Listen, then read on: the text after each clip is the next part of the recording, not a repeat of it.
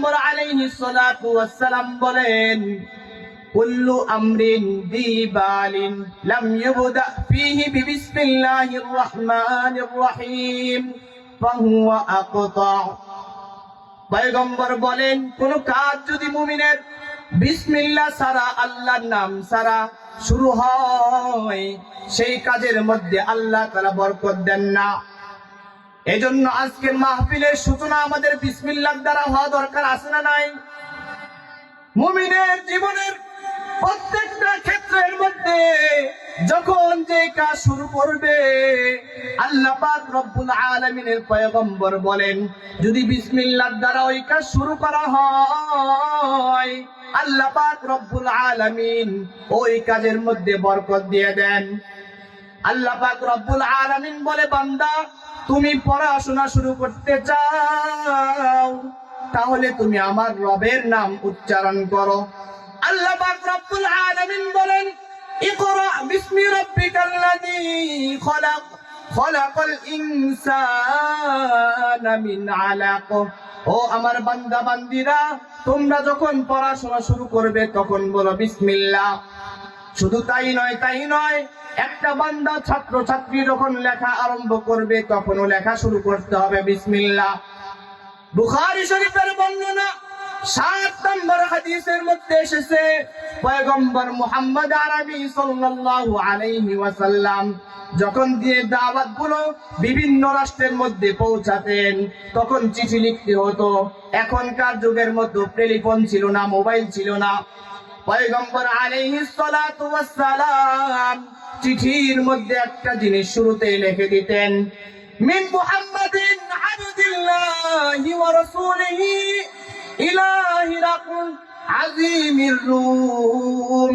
পয়গম্বর আলাইহিস সালাতু ওয়াস সালাম নিজের নাম মেনশন করে, বাদশা হিরাক্লিয়ার নাম মেনশন করার পর তাকে দাওয়াত দেওয়ার আগে সর্বপ্রথম বাক্য লিখেছেন, সেই বাক্যটা হচ্ছে বিসমিল্লাহির রহমানির রহিম। বলেন না সুবহানাল্লাহ। পড়ার শুরুতেও বলতে হবে বিসমিল্লাহ। লেখার শুরু যে করবো, পয়গম্বর শিক্ষা দিলেন, তোমরা চিঠিপত্র লেখো, যা কিছু লেখো সবগুলো বিসমিল্লাহ দিয়ে শুরু করো। বলেন সুবহানাল্লাহ। আল্লাহ পাক রব্বুল আলামিন সূরাতুন নামলের 30 নম্বর আয়াতের মধ্যে জানিয়ে দেন, বান্দা শুনে নাও। পয়গম্বর সুলাইমান যখন রানী বিলকিসের কাছে চিঠি লিখেছিলেন, লেখার সময় কি লিখেছে জানো? আল্লাহ পাক রব্বুল আলামিন স্মরণীয় অক্ষরের মধ্যে কুরআনে কারীমের মধ্যে বাণী দিয়ে দিয়েছেন, ইন্নাহু মিন সুলাইমান ওয়া ইন্নাহু বিসমিল্লাহির রহমানির রহিম। বলেন না সুবহানাল্লাহ। সুলাইমান আলাইহিস সালাতু ওয়াস সালাম যখন লিখেছেন রানী বিলকিসের কাছে, তখনও লিখেছেন বিসমিল্লাহির রহমানির রহিম। শুধু তাই নয়, মুমিনের জীবনের প্রত্যেকটা কাজের মধ্যে হবে বিসমিল্লাহ। মুমিন যখন খানা খাওয়া শুরু করবে তখনও বলতে হবে বিসমিল্লাহ। আমরা কি বিসমিল্লাহ বলি? অনেকে ভুলে যাই। পয়গম্বর শিক্ষা দিলেন, যদি ভুলে যাও, খাবারের মাঝখানে স্মরণ হওয়া মাত্র আবার পড়ে নাও বিসমিল্লাহি আউওয়ালাহু ওয়া আখিরা। শুরুতে ভুলে গেলে মাঝখানে এই দোয়া পড়তে হয়। বুখারী শরীফের বর্ণনা 5376 নম্বর হাদিস, পয়গম্বরের সাহাবী ওমর ইবনে আবি সালামা রাদিয়াল্লাহু তাআলা আনহু বলেন, কুনতু গুলামান ফি হাজরি রাসূলিল্লাহি সাল্লাল্লাহু আলাইহি ওয়াসাল্লাম। ওমর ইবনে আবি সালামা রাদিয়াল্লাহু তাআলা আনহু বলেন, আমি যখন ছোট শিশু ছিলাম, ছোট্ট বালক ছিলাম, তখন পয়গম্বরের ঘরের মধ্যে আমি আসা যাওয়া করতাম, সেখানে রাসূলের সাথে থাকতাম। একবার একই দস্তরখানের মধ্যে পয়গম্বরের সঙ্গে আমি ওমর খানা খাওয়ার জন্য বসে গিয়েছি। পয়গম্বরের সামনে আমি প্লেট থেকে একবার এই পাশ থেকে লুকমা নেই, আরেকবার অন্য প্রান্ত থেকে লুকমা নেই। পয়গম্বর আলাইহিস সালাতু ওয়াস সালাম সাথে সাথে আমার হাতটা ধরে বললেন, ও গোলাম, দাঁড়াও দাঁড়াও, তোমাকে খানা খাওয়ার আদব শিক্ষা দেই। পয়গম্বর আলাইহিস সালাতু ওয়াস সালাম ডাক দিয়ে বলেন, ইয়া গোলাম, খাওয়ার জন্য জন্য 3টা আদব তোমাকে শিক্ষা দেই। 1 নাম্বার, তুমি খানা খাওয়ার শুরুতে সামিল্লাহ, বিসমিল্লাহ বলে তোমার খানা খাওয়া শুরু করে দাও।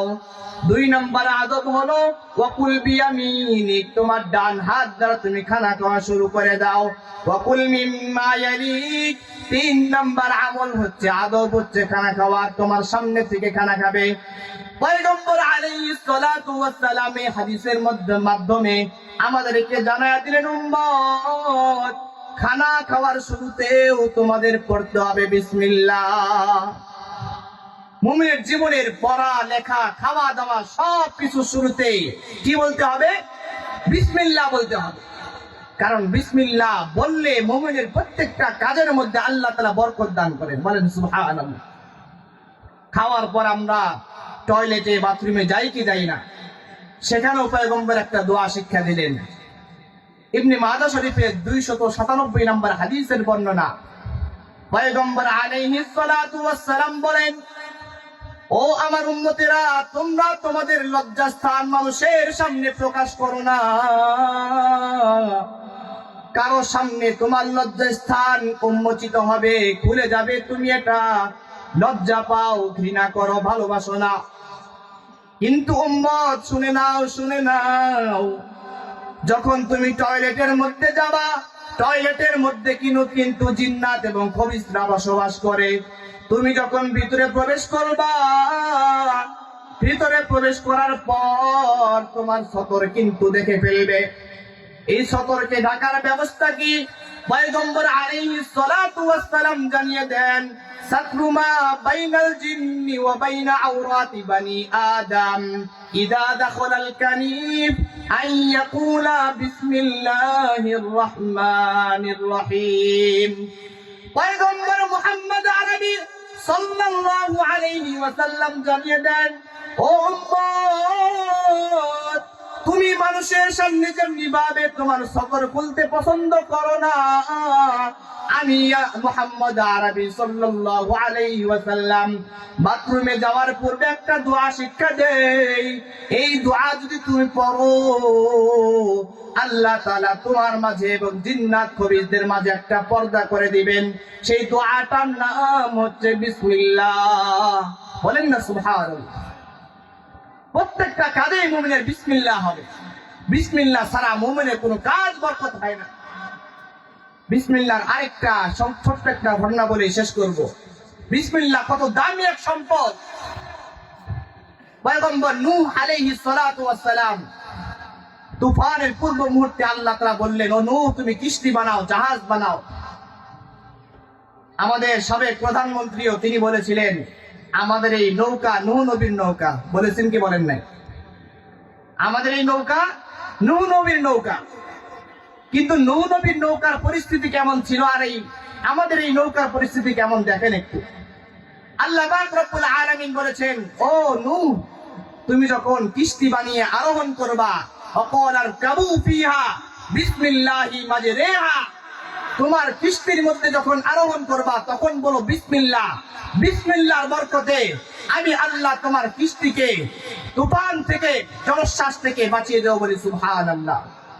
কিন্তু আমাদের সাবেক প্রধানমন্ত্রী নৌকা ডুবে গেল কেন? আমি এর কারণ বের করেছি।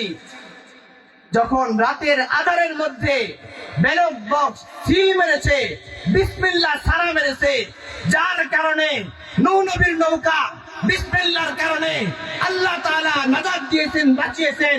কিন্তু আমাদের প্রধানমন্ত্রীর নৌকাকে আল্লাহ তলিয়ে দিয়েছেন, কারণ রাতের আধারের মধ্যে মানুষের ভোটের আমানতকে তারা চুরি করে জলাঞ্জলি দিয়ে বিসমিল্লাহ ছাড়া তারা ব্যালট বক্স পূরণ করেছে। কথা বলেন ঠিক কিনা? এজন্য আসুন, এখন সময় এসেছে। 8 দলীয় ইসলামী জোট হয়েছে। মুফতি সৈয়দ রিজাল করিম পীর সাহেব চরমোনাই, ডক্টর শফিকুর রহমান জামাত ইসলামীর, আল্লামা মামুনুল আকরাম এক কাতারে এসে গিয়েছে। আমাদেরকে আহ্বান জানিয়েছে, মুসলমান জাতি হলো এক জাতি, তাদের কোরআন হলো একটা, তাদের নবী একটা, তাদের কিতাব একটা, তাদের সমাজ ব্যবস্থা হবে একটা। তারা যদি কাঁধে কাঁধ মিলিয়ে একযোগে চলতে পারে, এক স্লোগান দিয়ে তারা আল্লাহর জমিনে দ্বীনকে কায়েম করতে চায়, কুরআনকে সংসদের মধ্যে পাঠাতে পারে, আল্লাহ তাআলা গোটা সমাজের মধ্যে, রাষ্ট্রের মধ্যে একটা অন্যতম রূপরেখা তৈরি করে দিবেন। কথা বলেন ঠিক কিনা? এজন্য আসুন আমরা প্রত্যেকটা কাজ মুমিনের যেন বিসমিল্লাহ দ্বারা হয়। যদি বিসমিল্লাহ দ্বারা না হয়, নূহ নবীর নৌকার মতো ওই নৌকা যেমন পড়ে গেছে, আমাদের জীবন নামের এই 3.5 হাত বড়ির নৌকাটাও তলিয়ে যাবে, জাহান্নামের অতল গহ্বরে চলে যাবে। এজন্য আমরা প্রত্যেকটা কাজ বিসমিল্লাহর সাথে, আল্লাহর নামের সাথে যেন করতে পারি। আল্লাহ তাআলা আমাকে আপনাকে সকলকে বিসমিল্লাহ সহিত সকল কাজ করার তৌফিক দান করুন। ওয়া আখিরু দাওয়ানা আলহামদুলিল্লাহি রাব্বিল আলামিন।